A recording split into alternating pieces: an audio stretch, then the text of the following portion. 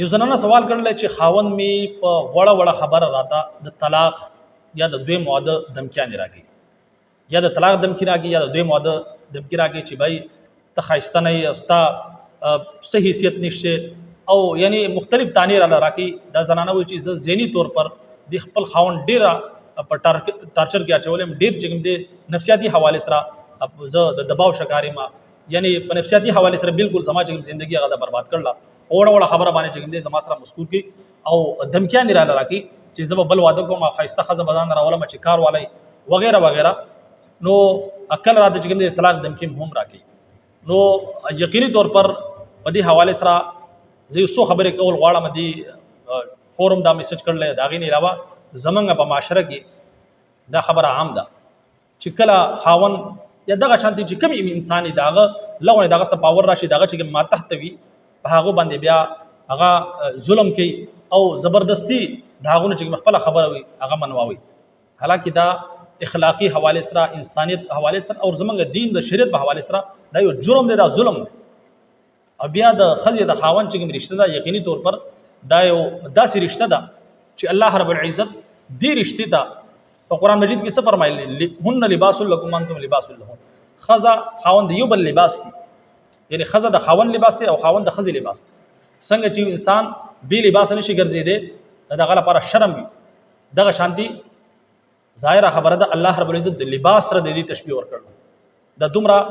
قریبي رشتہ ده د یو بل سره چپکاو رشتہ ده او بیا په قران مجید کې الله رب العزت فرمایي لتسكنوا الیها تاسو د دې خپل خزو په ذریعہ باندې سکون حاصلوي وجعل بينكم موده ورحمه او تاسو په منځ کې الله رب العزت کوم مودت یعنی محبت او رحمت یې خیر هغه رشتہ چې الله رب العزت د سکون د حاصلولو یو ذریعہ جوړ کړل نو دا د انسان په خپل لاس کې دا اختیار لري چې دا د سکون دا ذریعہ دا په خپل چې کوم د ځان نه بار جهنم جوړ کی ظاهره خبره ده چې کله په आपस کې د یو بل حقوق ادا کیږي خاوند د خپل د خزي حقوق خیال ساتي او خز خپل د خاوند د حقوق خیال ساتي نو بیا دا کور دا ګل گلزار بیا د سکون یو ذریعہ وي دا په دنیا کې بیا یو جنت لیکن کچري په دواړو کې یو هم رسور دشي نو بیا ظاهر خبره دا کور بیا نشي سنبالې دی دا کور بیا د جهنم یو منظر پیش نو ځکه الله عز وجل فرمایلی تسكنوا الیها تاسو خپل د زنانو په ذریعہ باندې سکون حاصلوي یعنی دا تاسو لپاره د سکون یو ذریعہ ده جنسي حواله سره خپل خواهش پوره کوي او د هغې نه علاوه تاسو کور چې خدمت ته تاسو خدمت کې تاسو کپڑے انځي کور کې چې کوم دی جاړو پوچا لګي د هغې نه علاوه تاسو بچو خدمت کې یو روز دی دا نارینه چې کوم ځان ته نارینه وي غټ نارینه 30 مار خان چې ځان ته وي یو روز دی خالص په کور کې کارو کې پته به ولګي چې د کور کار څومره ګران دا زنانه چې کوم دی په کور کې کار کې پوچا لګي کپڑے وینځي ماشومان داغه نه علاوه روټي سالنه د هر څه پخي لیکن هغه صحیح احسان نه ګڼي نو دا هغه زنانه چې ساله پر خپل پورا کور خپل خاندان مور خپل هر څه بریخي دي خويندرونه بریخي دي ستاسو نوم شوی دا او ترازی اوس ظلم به کوي او دمکیان ور کوي د طلاق دمکیانی او د دویم واده دمکیانی او یادو ساتي د دویم واده دمکیانی هغه خلک آسان ورګي چې په کوم خلکو کې تپړ نه چې غوډه ماده دا چې کوم اندرخص ونی غدا دوی ماده یا د طلاق چې کوم د دمکیانی ورکی چې کوم نارینه وي نو هغه خپل د خزي چې کوم حق ته غاډه کوي هغه بیجا خپل خزه نه تنګي انو کچري دا غواړي چې تاسو کور د جنت منظر پیش کړي او تاسو چې کوم رشتہ دا برقرار وي او تاسو چې کوم خاندان دي تاسو ژوندۍ چې کوم دا اس دوا ژوندۍ دا خوشګواره تیر شي نو په دغه حواله سره وګورئ خپل د یو بل حقوق خیال ساتي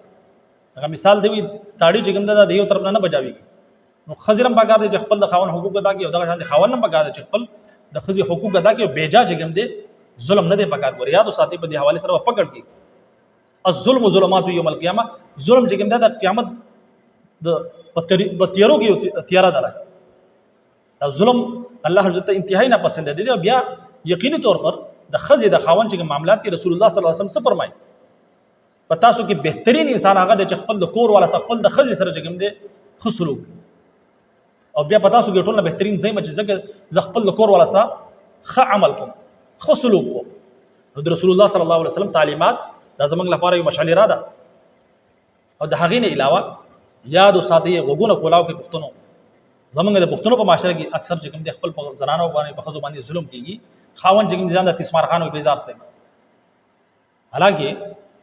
په قرآن په حدیث شریف کې راځي رسول الله صلی الله علیه وسلم په یو حدیث کې ارشاد فرمایي چې د قیامت پر ورځ باندې به ټول نمخ کې حساب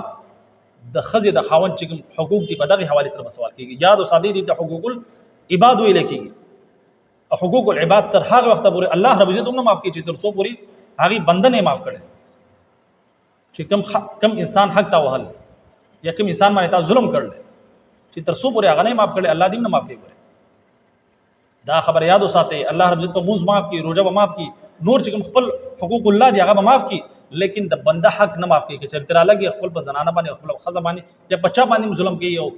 زیادتی سره کوي نو چې تر څو پورې د قیامت پر ورځ باندې هغه نه معاف کړي یاد وساتئ الله دې نه معاف کړي معافي نشته. بهرحال دا ډېر مهم او ضروري پیغام و چې د مقصد شرک او کچره واړی چې تاسو د دنیا تاسو چې کوم کور لري تاسو چې کوم ژوندۍ ده دا خوشگوار ژوندۍ تاسو کور چې کوم دی هغه د جنت منظر پیش کړي په کار دارا چې تاسو خپل د خزو چې کوم حقوق دي هغه ادا کړئ او په صحیح طریقې سره خپل د کور والا سره رامخ کې شي کني په دې حواله سره چې کوم وعیدات دي